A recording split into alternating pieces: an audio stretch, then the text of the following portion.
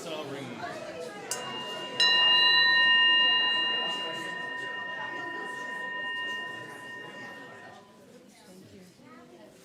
Good morning, everyone. We're your song leaders this morning. We're going to sing What We Need Is Here 4 times through. If you don't know it, that's okay. The first 2 we'll sing without any harmony, and then on the next 2, add whatever harmony you like. Thank you.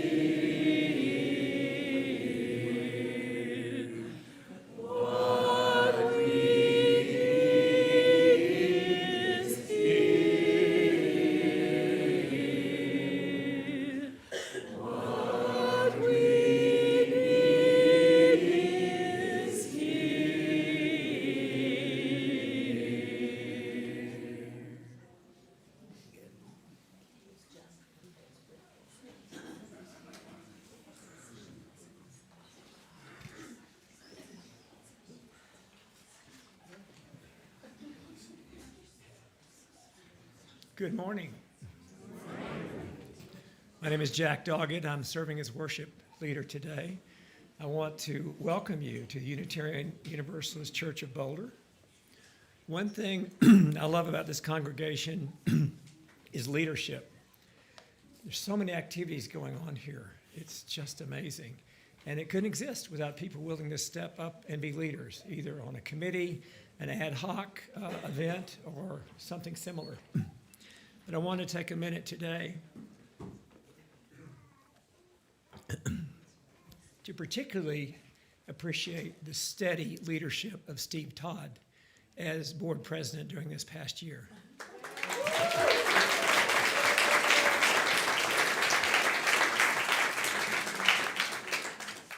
His calm presence and alertness to our issues has been amazing. With so much going on in this congregation, so I want to thank you again. Make him permanent. If we did that, we would never have any leaders. Shared ministry, that's the theme here.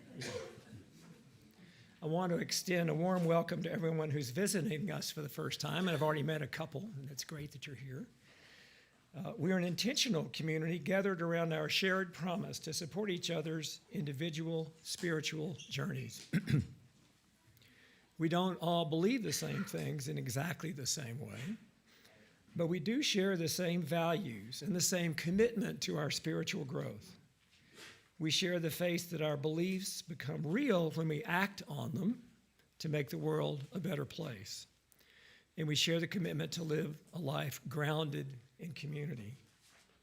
If you're joining us online, please, if you would, fill out the visitors form in the link description. We'd love to connect with you. There are lots of announcements, and we're going to wait until the end of the service to give them, so you're more likely to remember them. Each week, we gather, we light our chalice, just as 1,000 other congregations do each week around this country. It's a symbol of our Unitarian Universalism, past, present, and future. It's a visible reminder of our interconnection. We will, as we light the chalice, we'll say the words of our mission statement as we light the chalice. If we could, if there's a youth who'd come up and help me light the youth candle, that would be great. Volunteers now. I don't want to have to name call anybody out.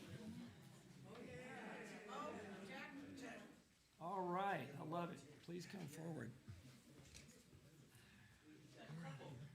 Come on, Miles. Both sides. You know how this works? So we'll light this here. If you'll light the white one, or you light that one, go ahead. And Miles, you want to light the white one? How easy is it?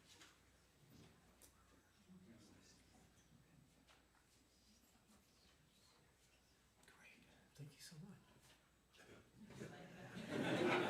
Good job. Can we rise together and we'll say our shared mission statement? We gather in fellowship, connect bravely, deepen spiritually, embody justice, and always love.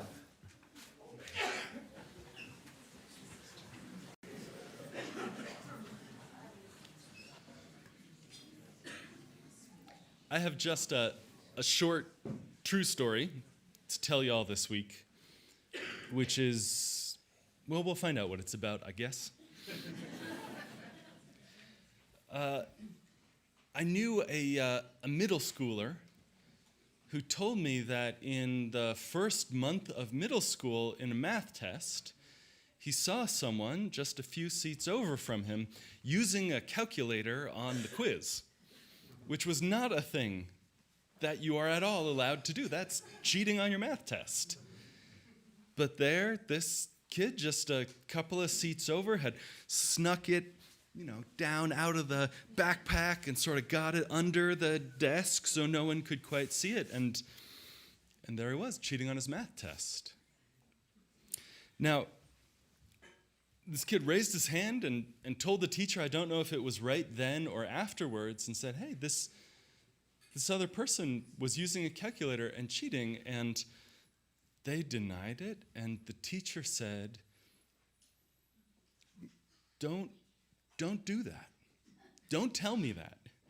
Don't tell me that someone else is cheating like that. The way this kid told me the story was that the teacher told them if they reported this other kid for cheating, they were going to get in trouble. The one who reported it was going to get in trouble because the teacher didn't believe them. And so here it is now, sixth grader in his first month of middle school, who did the right thing and got punished for it, and now had to go into the next test. And when he saw this kid pull out the calculator again, there he is stuck. Should he say something to the teacher because he sees something that he knows is wrong? Should he say something about it? But if he does say something, he's going to get in trouble for it. On the other hand, should he say nothing about it at all and just watch it happen, this thing that he knows is not right? I don't know. What would you do in that situation? Tell? Yeah. Maybe. What if the teacher says, if you tell, I'm going to fail you on your math test? Right? There's no good answer there. What that is really is bad teaching. It's a teacher who didn't take seriously and believe their students, which is what teachers are supposed to do, what good teachers do. But I tell this story, which really did happen, because it isn't just what happened in that moment for that sixth grader. It's what happened also in the weeks and the months that followed afterwards. All through the rest of that fall, every time the kid went to math class, he went with this sense of dread, the sense of like, am I going to be believed or not? If I see another student doing something wrong, what will I do about that? Will I risk myself getting in trouble to point that out and name it? Or will I just let it slide because the risk to me is too much? I don't exactly know that there's a good answer. Often those things are case by case. How much are you risking? Can you stand it? We tell a whole lot of stories about people with the moral courage to stand up and do what's right even when the consequences are really hard and really difficult. That's what we try to practice, all the grown-ups too in this room, even when the consequences are hard and difficult, to do the right thing. Because there's also a consequence for not saying anything at all, of having to live with yourself knowing that you could have done something and you didn't. That matters too. That's not nothing, that's not neutral. And so even when it's difficult, we try to practice over and over doing the right thing. And when we're not able to, we practice taking care of each other, listening to each other about those hard things, taking seriously that there may be teachers in your life who don't do the right thing for you. We hold all of that. Not just a easy, simple yes or no, do the right thing or don't, but that it is complicated to be a person in the world. And we struggle to do the right thing, and we care for each other when that's not possible. And I guess that's what the story's about today. Friends, will you rise in body or in spirit? We're singing right now, not as music to cover the kids' exit to classes. We're singing because this is practice for all of us, them included. We don't start singing and they immediately run out the door. We sing all together because this is part of our spiritual work, part of what we do. Them too, any age, littlest to oldest.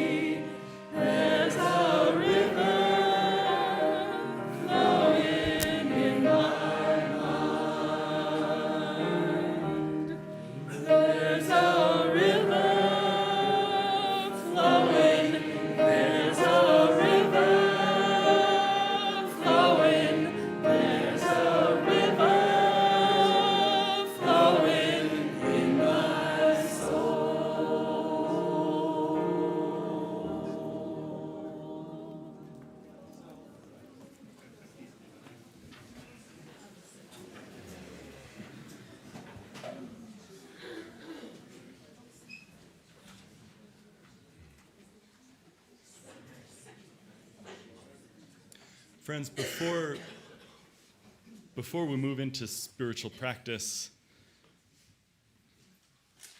I want to say a few words because it's been 7 days now, almost exactly 7 days since the attack on the Pearl Street Mall.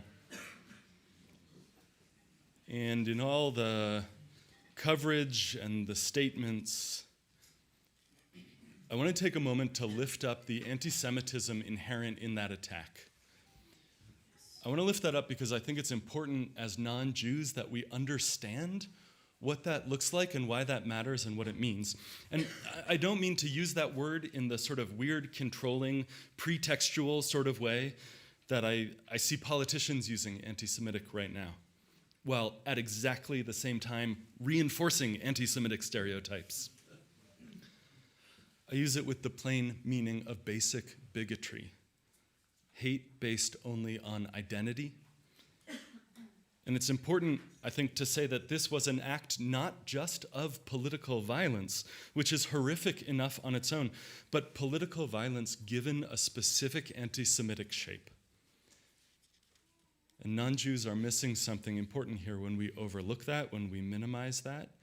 The same way that we miss something crucial when we minimize that anti-Muslim violence or anti-black violence or anti-immigrant violence is about identity.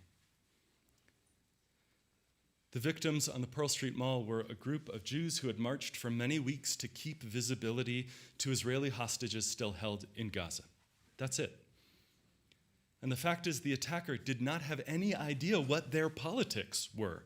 He didn't know whether they supported or opposed what the Israeli government is doing in Gaza. He didn't know whether they mourned the innocents in Gaza as deeply as they mourned the hostages. This distinction, I think, should be especially understandable to us as Americans because we know firsthand that we can support the missing without that support being approval or condemnation of a military action.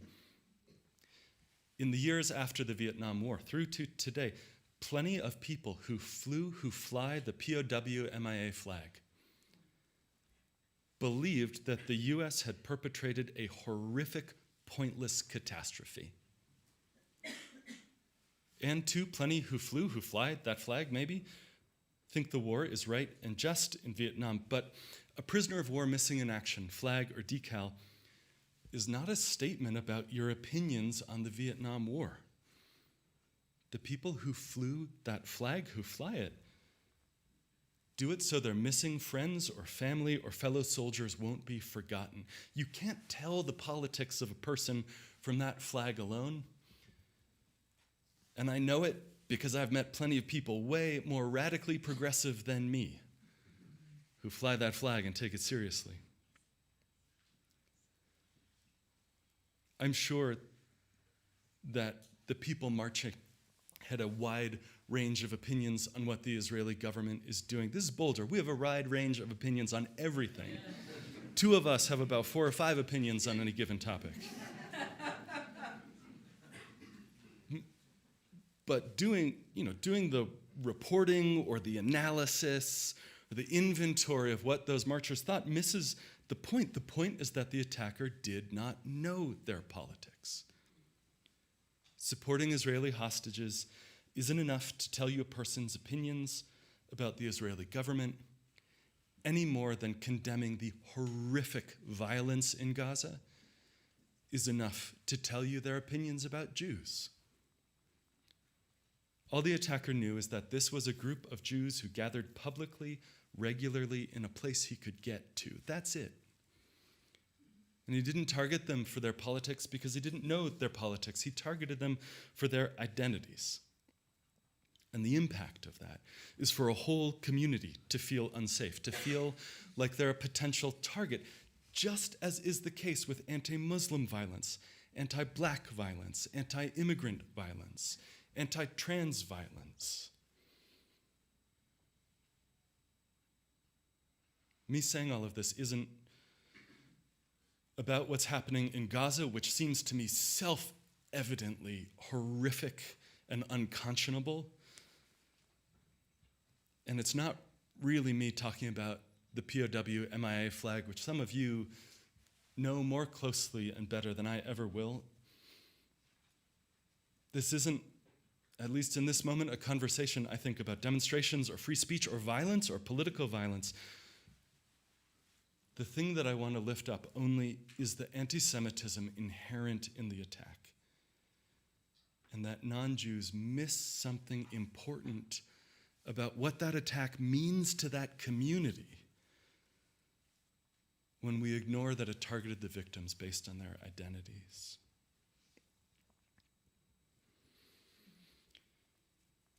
Oh, will you take a breath with me?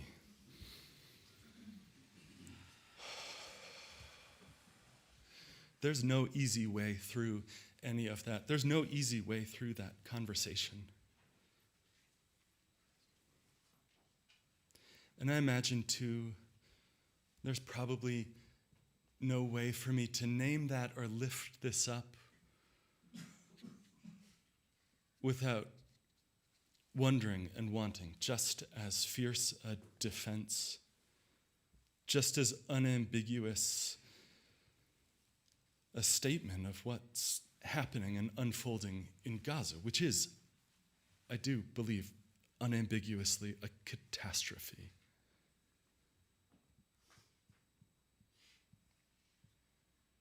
I think there's no way to pull at this thread without generations of tangled threads coming with it. Sometimes I think the work of what we do together is to make complex things simple and simple things complex together. I think the simple thing in all of this, the one that I try to follow and hold on to, the one that I try to remember, the thing that precedes politics, is the essential humanity of every one of us. There's no people in this world who aren't human beings. No people who aren't possessed of an inherent worth and dignity. No people who don't count, who don't matter. And our hope and our prayer this morning is to keep returning to that. And so we direct our attention and our intention to that spirit of life, that spirit of love that moves between us. That felt experience which we call by many names and know in different ways. That knowing deep underneath all the noise of the world, of the solid common ground of our shared humanity, and our hope and our prayer is not to forget that. Our prayer and our intention is to remain brokenhearted in a world that wants us hard-hearted. To remember that despite the pain of it, that brokenheartedness is the thing that keeps us human and keeps us connected. That's part of what it is to put love at the center of our values and our living, to weep with those who weep.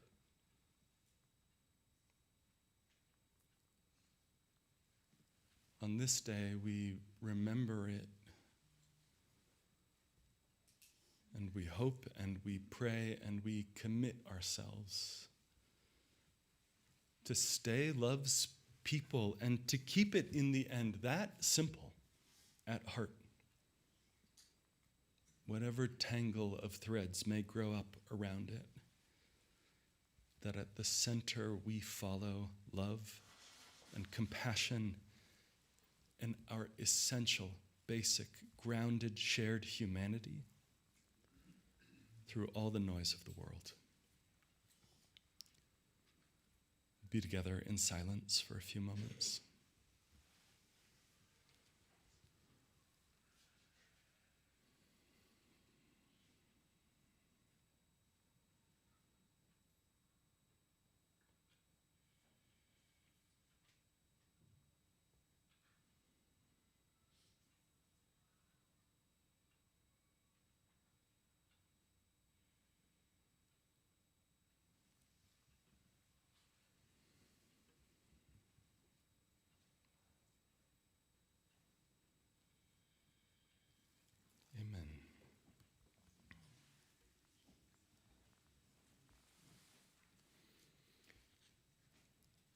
Ritual is an outward expression of an inward movement. It's a way that we work on ourselves from the outside in. And in our stones ritual, in moving our bodies and placing stones to symbolize joys and sorrows, we're like gardeners of our souls, tending and training and teaching ourselves to recognize, to practice, to do the work of recognizing that hope and suffering are both woven daily into our living. In doing this work, we're growing into a people who recognize the tragedy which fills this world and the beauty that fills it, both at the same time, not balanced against each other, but just both true. In a few moments, as the music begins for us gathered in person, I invite you to come forward as you feel moved. Start with the back part of the room and then the sides, finally the front. And silently to take a stone and feel its weight and feel your body slowly warm it. And let that stone be an emblem, a token, a symbol of your thankfulness, your fears, both, all of it, all together. And then place it into the sacred earth in the company of all the joys and the sorrows of this gathered community. After we finish that stones ritual, Austin's going to extend the music for just a moment as I step out and back in again. And I invite you in that silence to rest in that music, to rest in the shared breath of this whole room all together. I'll place the first stone this month, this Pride Month, for all of our queer, our trans, our non-binary, all of our siblings. In this moment where folks with those identities are more under attack, more openly attacked than in years, we remember and hold that the story, the fact, the experience of what it is to be queer, to be trans, is not a wretched, miserable thing to be endured, but a joyful, beautiful, life-giving, whole experience to be celebrated and seen and lived into and loved. For all of our hopes and griefs, we hold this compassionate space with love. And I invite you to come forward as you feel moved.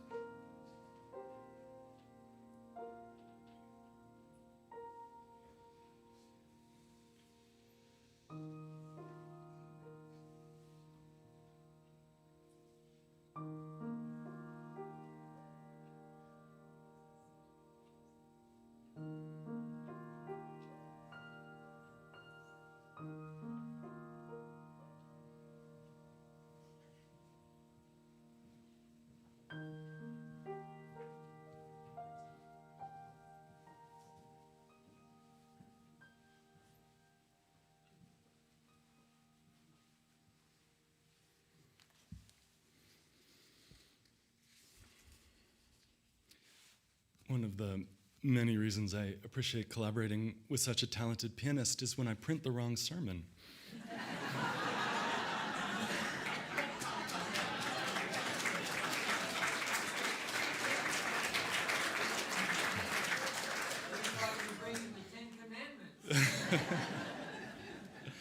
Not yet. Gosh. This feels like a change in tone. Jonathan Shea, a clinical psychiatrist who works with veterans, wrote a 1994 book called Achilles in Vietnam: Combat Trauma and the Undoing of Character. And in it, and in the years that followed, he focused specifically on the undoing of moral character that comes in combat. He said a moral injury, as opposed to an injury to the body or to the mind, a moral injury comes when three criteria are met. You take an action that betrays your sense of what's right, while legitimately authorized to do so in a high-stakes situation.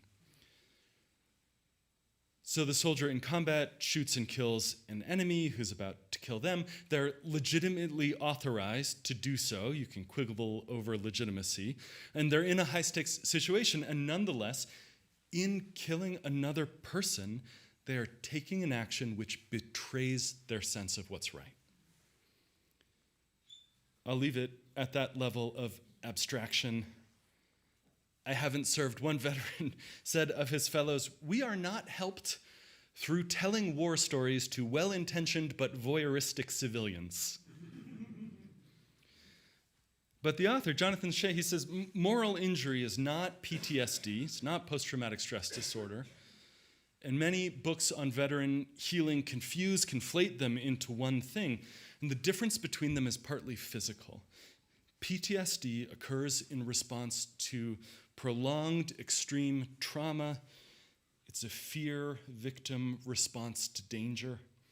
It produces hormones in the brain's amygdala and hippocampus, which control responses to fear and regulate emotions and connect fear to memory. And a sufferer often has difficulty forming a coherent memory of traumatic events, may be unable to recall them. By contrast, one veteran describes moral injury as, quote, the agony of inner judgment against yourself. Moral injury results when soldiers violate their core moral beliefs, and then in evaluating and judging their own behavior negatively, they feel they no longer live in a reliable, meaningful world. They can't be regarded as decent human beings, and might feel that even if what they did was warranted or unavoidable. And the consequences of violating your conscience, even if the act seemed right at the time, can be devastating, can include depression and guilt and self-medication through drugs or alcohol, feelings of worthlessness or remorse, despair, as though they lost their souls in combat and aren't who they were, says one author. Sometimes I think the work that we do on a Sunday is to make complex things simple and simple things more complicated. And part of that work is to hold the self-contradictions of the world that we're in. Two authors, Brock and Latini, who write on this recently, observe that few major social institutions teach moral integrity and courage and personal discipline and humility and a sense of purpose and responsibility and commitment to the lives of others better than armed services. And none works so thoroughly to compromise, deny, dismantle, and destroy the very values that it teaches.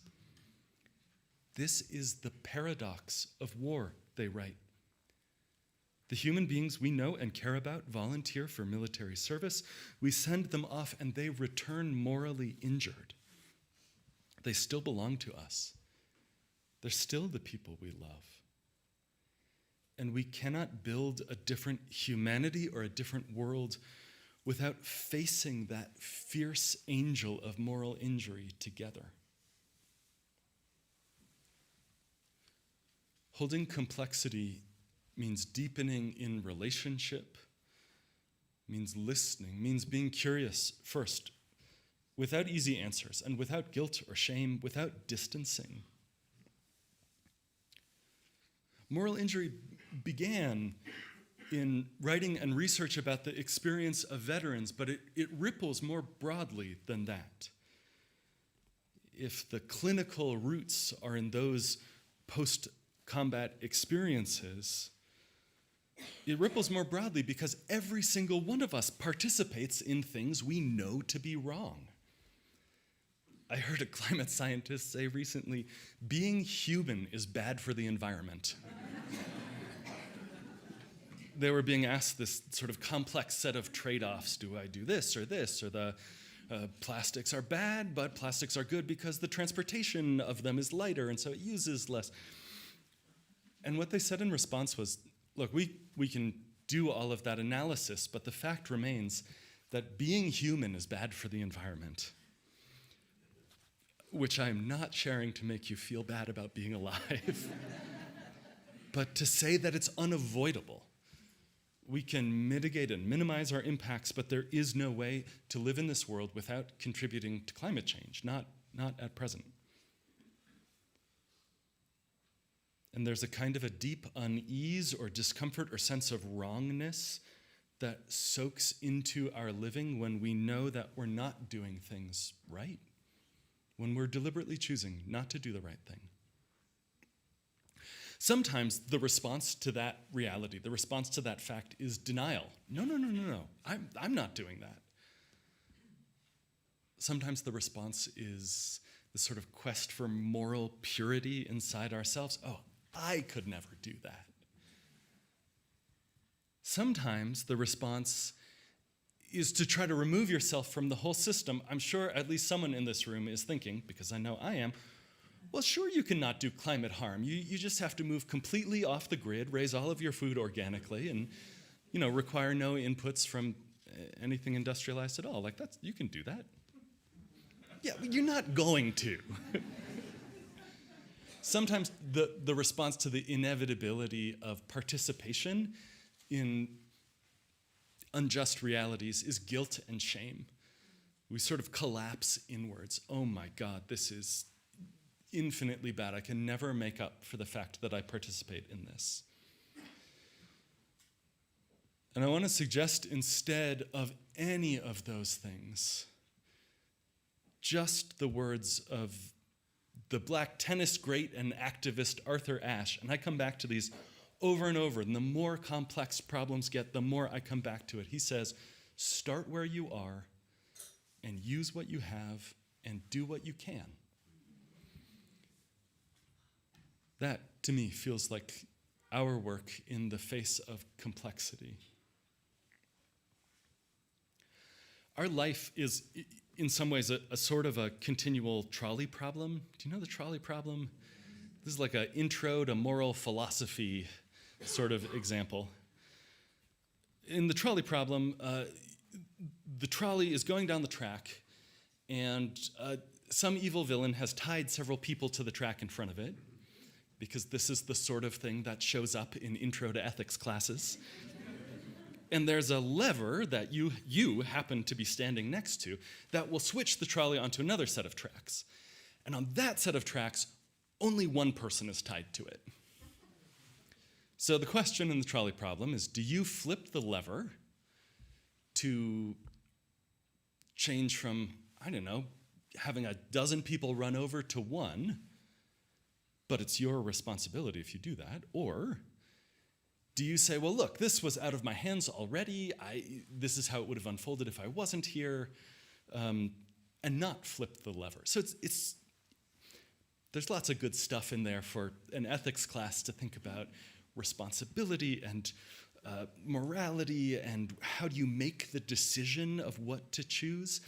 But I'm interested in something other than any of those questions here, which is that no matter what you do, you've done something wrong. There's no third option. There's no choice to jump on the trolley and pull the emergency brake. That's not on the table. There's no way out. of violating your own internal moral sense. That is so much of the work of being human in the world. And yeah, we do what we can to minimize that and mitigate that. We do that not from a desire for moral purity and perfection, but a desire to start where we are and use what we have and do what we can. And there's still no way out of it. How to hold that? In their book, Soul Repair, Recovering from Moral Injury After War, Rita Nakashima-Brock and Gabriele Latini dig into what does it mean to hold that story, to face those stories and realities without denying or avoiding or minimizing them. And they say, conversations about moral injury, they start with deep listening.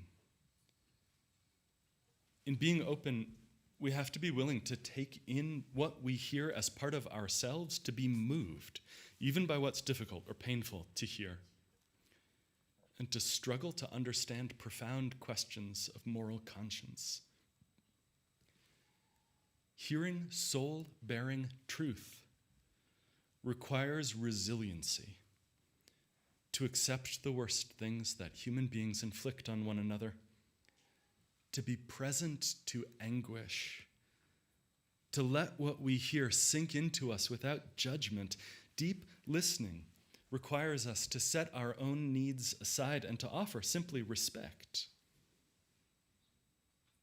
And that's true with veterans. That's true, though, I think, with every one of us in the ways that we navigate this inescapable problem. To set aside our desire to judge someone else, to say, where do I stand in relation to them? I'm a little bit more pure. I'm a little bit better. I use one less gallon of water or bucket of fertilizer. All of those things can be good and true and worthwhile, but that's not what's called for in relationship. That's not what's called for in wrestling with the moral question and reality here. Brock and Latini continue. They say, we reach and change others, and we ourselves are changed when we plunge to the depths of our inner life, those depths that often lie beyond articulation. Heeding those depths exposes our insecurities, our incompleteness, our need to be right and good and to make the world in our image or according to our needs.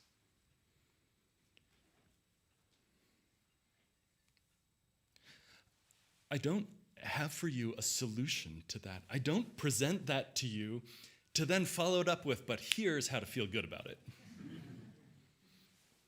Because the practice instead that I'm inviting us into is facing that, facing the inescapable moral complexity of what it is to be alive in the world, and to cultivate the ability to hear that deeply in each other, to take that seriously in each other, without fixing or saving or setting each other straight. That sort of deep listening, of hearing other people's experience as if it is just as real and complicated and whole as our own, of hearing history and the present not as a problem to be solved, but a wilderness through which to travel. That deep listening is a practice not to make all of the difficult things go away, but to find our way through them and remain human in the process. To start where we are and use what we have and do what we can. Amen. Rise in body or in spirit. Let's sing together. It's number 123 in your silver hymnals if you want the music, or just join in.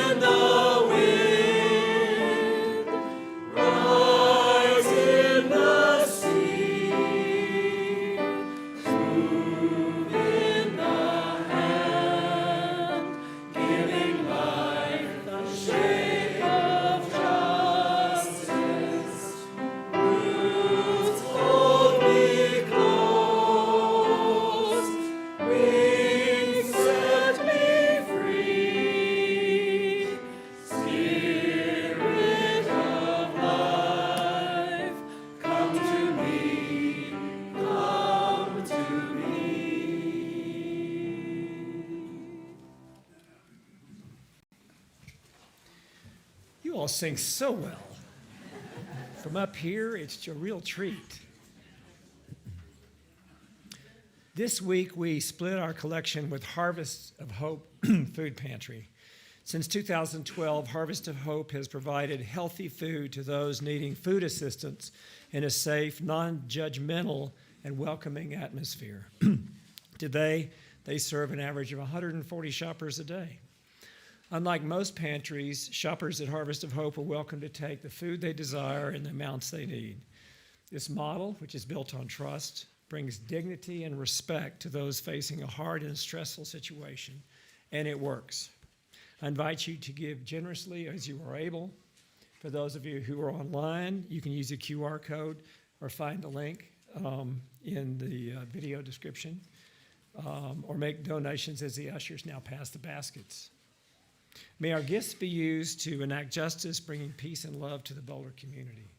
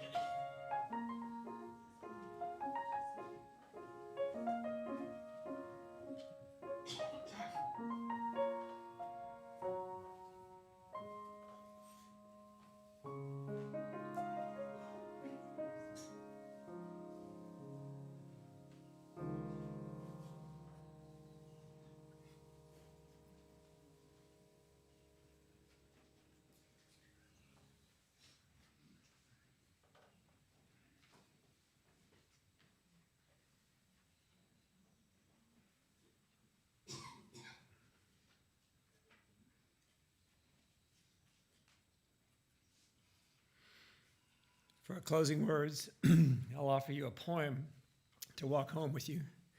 It's called The Facts of Life by Patrick Otuma. Facts of life, that you were born and you will die, that you will sometimes love enough and sometimes not, that you will lie, if only to yourself, that you will get tired, that you will learn most from the situations you did not choose, that there will be some things that move you more than you can say, that you will live, that you must be loved, that you avoid questions most urgently in need of your attention, that you began as the fusion of sperm and an egg of two people who once were strangers and may still well be, that life isn't fair, that life is sometimes good and sometimes even better than good, that life is often not so good, that life is real and you can survive it well with love and art and meaning given where meaning's scarce, that you will learn to live with regret, that you will learn to live with respect, that the structures that constrict you may not be permanently constricting, that you will probably be okay, that you must accept change before you die, but you will die anyway, So you might as well live, and you might as well love. You might as well love. You might as well love. We extinguish this flame, but not the light of truth, the warmth of community, or the fire of commitment.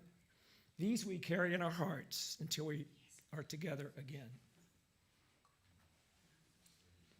But before we sing our final song, I want to offer some invitations. The Bike to Church Day ride is today, and Rachel's going to lead an all-ages ride around the neighborhood around 11:30. So gather at the bike racks if you are so inclined. The hiking group, which is just getting off the ground, is going to have a hike this Friday at 9. It's in the messenger. If you want more details, speak with me after. The Pride Planning Group to plan UUCB's presence at the Pride Parade next weekend will meet at 11:15 or so in the Emerson Room over here just outside the hall.